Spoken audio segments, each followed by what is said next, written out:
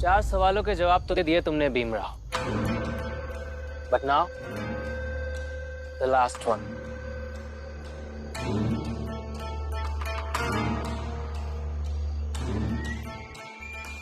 पांचवें और आखिरी सवाल का जवाब दो तो जानो, अभी तक भारत के इतिहास में सबसे ज्यादा संघर्ष करने वाले 5 लोगों का नाम बताओ, और तुमने उनके नाम क्यों लिए ये भी बताओ।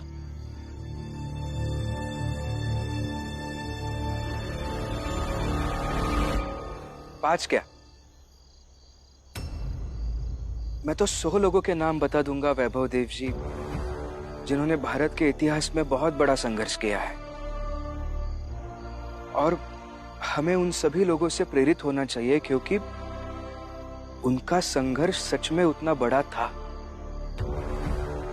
लेकिन वो नाम ऐसे है जो मैं जानता हूं, आप जानते हैं, ये जानते हैं, ये जानते हैं, सब जानते हैं।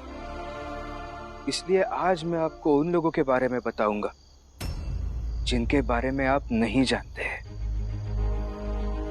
क्योंकि क्या है ना वैभव देव जी, कोई भी संगठन 4-5 लोगों से नहीं बनता है।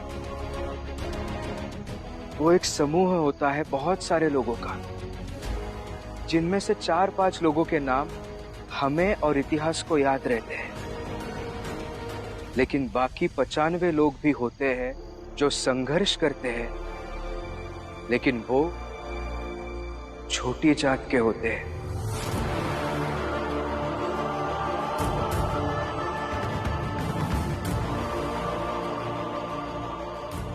उनका नाम आपको कहीं पर भी लिखा हुआ नहीं मिलेगा, क्योंकि इतिहास तो वो लोग लिख सकते हैं ना जो पढ़ना लिखना जानते हैं।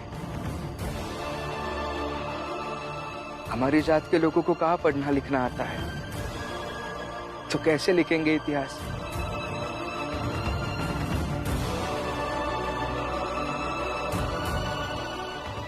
इसलिए वैभव देव जी, भारत के इतिहास में सबसे ज्यादा संघर्ष करने वाले वो लोग हैं जिन्हें आप छोटी जात के कहते हैं, और वो हम हैं।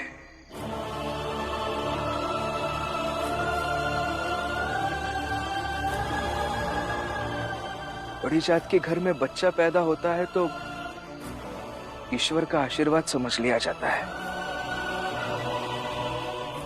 लेकिन हमारे घर में बच्चा पैदा होता है तो समाज के लिए अभिशाप बन जाता है।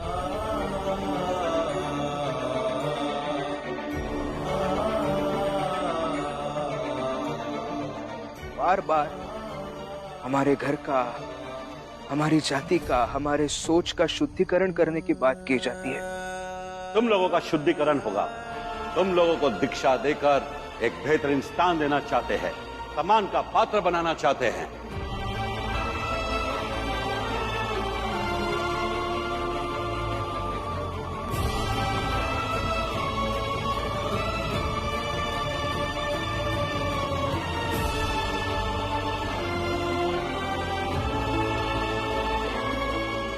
हमारे चलने से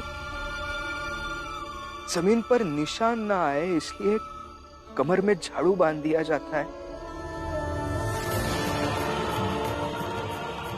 ये पीछे झाड़ू इसलिए ताकि जिन रास्तों पर हम चले उन पर हमारे पैरों की जो निशान बन जाए तो ये झाड़ू से मिटा सके। हमारी थूक से मिट्टी अपवित्र ना हो सके, इसलिए गले में मटका बांध दिया जाता है।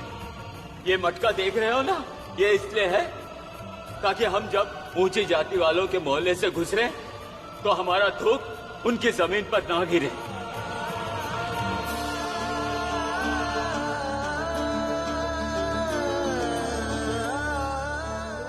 ईश्वर और धर्म से डराया जाता है हमें, लेकिन मंदिर में प्रवेश नहीं दिया जाता है।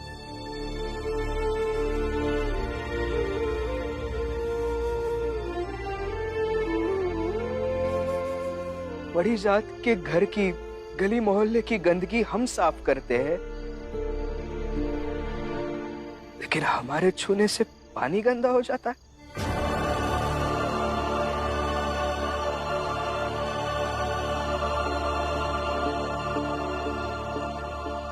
दरोगा साहब कभी भी हमारे मोहल्ले में आ सकते हैं, किसी को भी बिना वजह बिना सबूत के चोर कह के लेके जा सकते हैं। कोई भी हमारे मोहल्ले में आ सकता है, सामान उठाकर पटक सकता है, किसी को भी मार सकते हैं।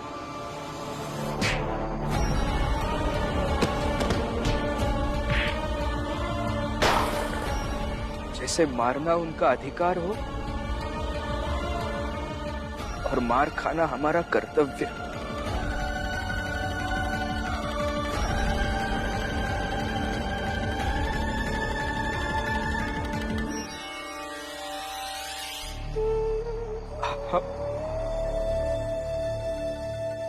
हमारी आई मर जाती है तो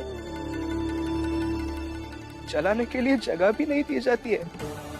इसे जलाओगे कहाँ? वहीं जहां हम लोग अंतिम संस्कार करते हैं। वहाँ तो हम नहीं जलाने देंगे।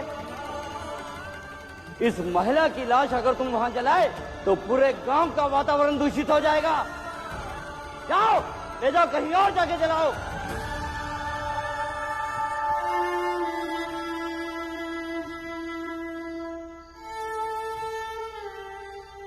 इसलिए वैभव देव जी, हमें हर पल लगता है कि हम जीवन जी नहीं रहे हैं बल्कि जीने का बोझ हो रहे हैं। और वैसे भी समाज के लिए तो हम बोझ ही है ना।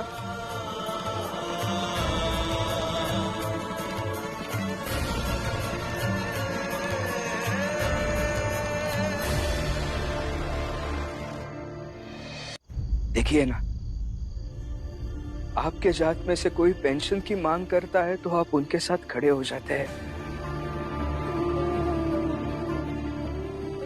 लेकिन आज हम पेंशन की मांग कर रहे हैं तो आप मुझे सवाल पूछकर मेरी परीक्षा ले रहे हैं। किसी ना किसी तरीके से मुझे अपमानित करना चाहते हैं और मन ही मन में ये भी चाहते हैं कि मेरे बाबा को कभी पेंशन ना मिल सके। इसीलिए वैभव देव जी, हम वो लोग हैं जिनके संघर्ष के बारे में किसी ने इतिहास में नहीं लिखा, लेकिन संघर्ष है। और इसीलिए मुझे ऐसा लगता है कि उन 5 नामों में पहला, दूसरा, तीसरा, चौथा और 5वां सभी नाम हमारी मतलब छोटी जाति के हैं।